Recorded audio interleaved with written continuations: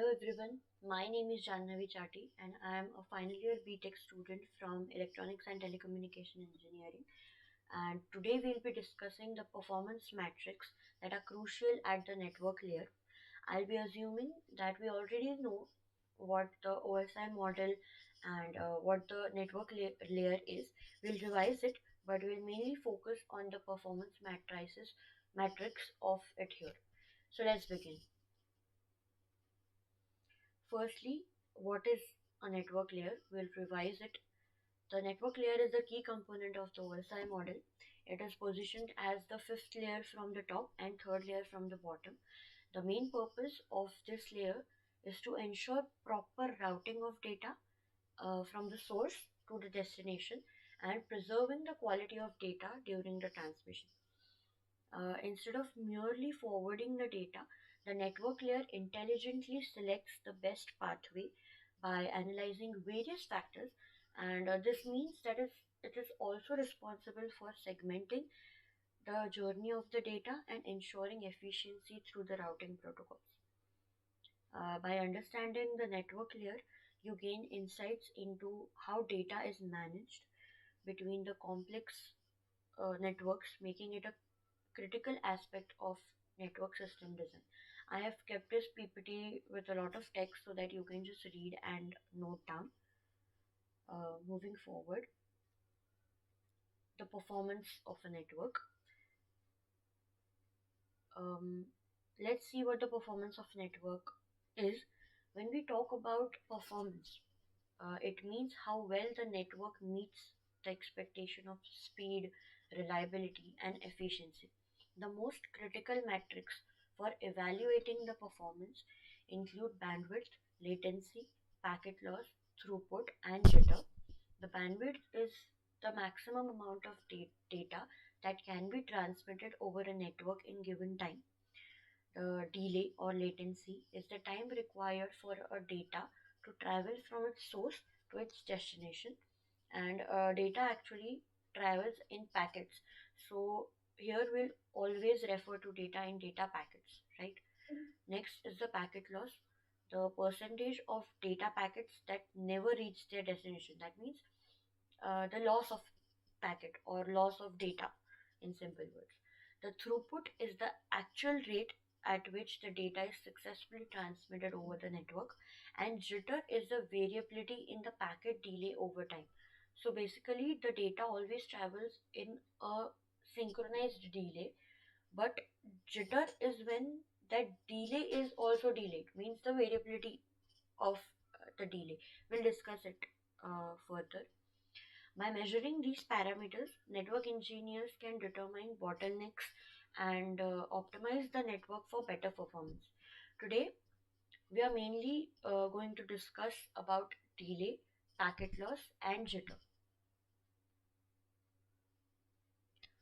Moving towards the delay, the time factor, it is the time taken by the data to travel from its source to its destination.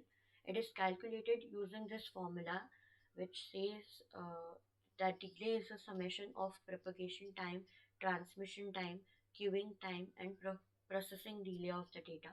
Each term here represents a different aspect. We'll see what it means. So the propagation delay is the time taken for a signal to travel through the transmission medium, such as a cable or, for example, air. And the physical distance and the medium's properties largely determine this delay. Next is the transition delay. This time, this is the time it takes to push all the bits of a packet into the link, and it depends on the packet size and the transmission rate of the link. The processing delay, this is routers and switches need time to process packets, headers, and determine the correct path, right?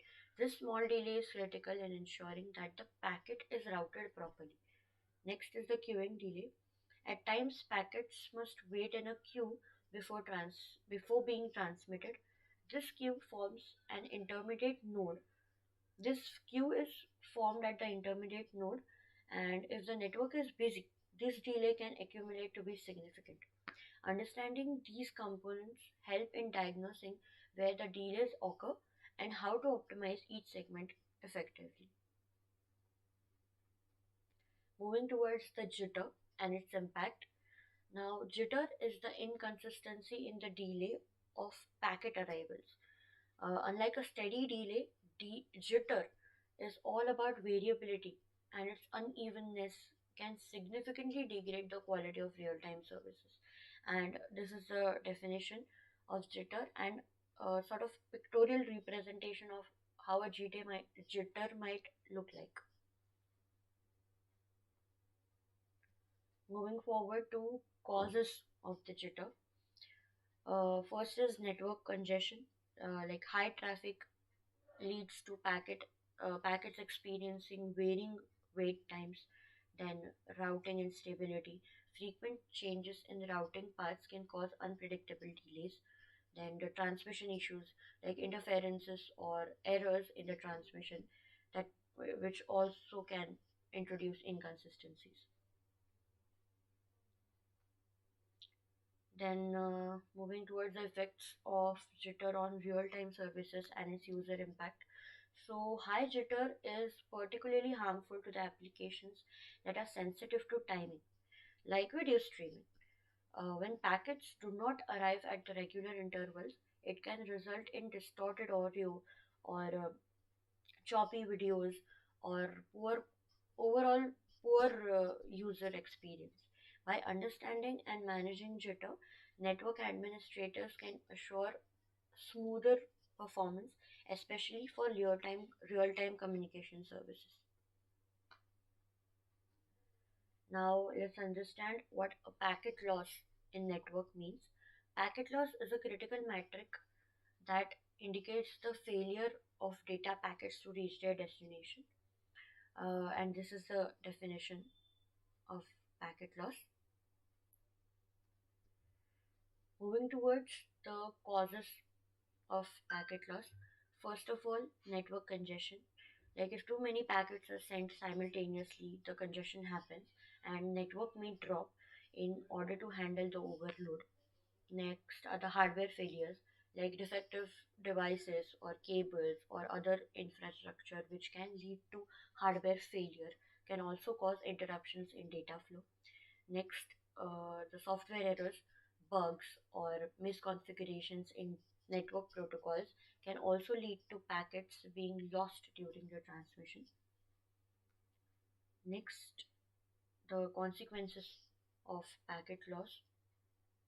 When packet loss occurs, the lost data often needs to be transmitted, which increases the delay further. Moreover, it can degrade the quality of services such as streaming, online gaming, voice calls, etc. In critical applications, even a minor packet loss can lead to significant disruptions or critical data loss. This metric is essential in assessing network reliability, and managing the packet loss is a key aspect of enhancing overall network performance.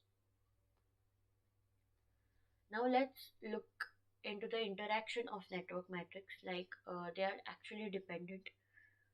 It is important to recognize that these performance metrics are not in isolation but deeply interconnected. Like high packet loss can lead to increased delay because lost packets typically require retransmission, right? Like we already discussed. Similarly, jitter often arises as a byproduct of network congestion, which can also cause delays. There, the interplay between these metrics forms the foundation of the performance analysis, and understanding these net interactions enables the professionals to target improvements uh, comprehensively rather than in isolation. Okay, moving towards how we can enhance the network performing strategies. Uh, Now let's talk about how we can improve the network performance by targeting these key metrics.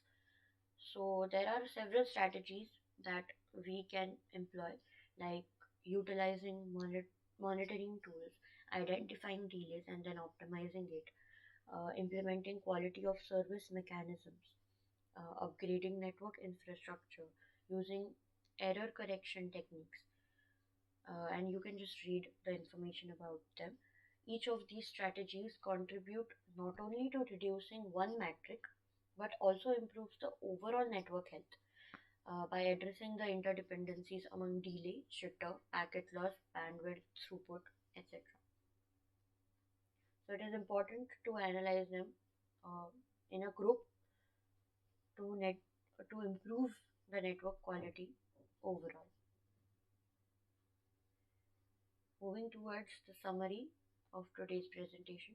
To summarize, in this presentation we explored several critical points about network layer and its performance matrices.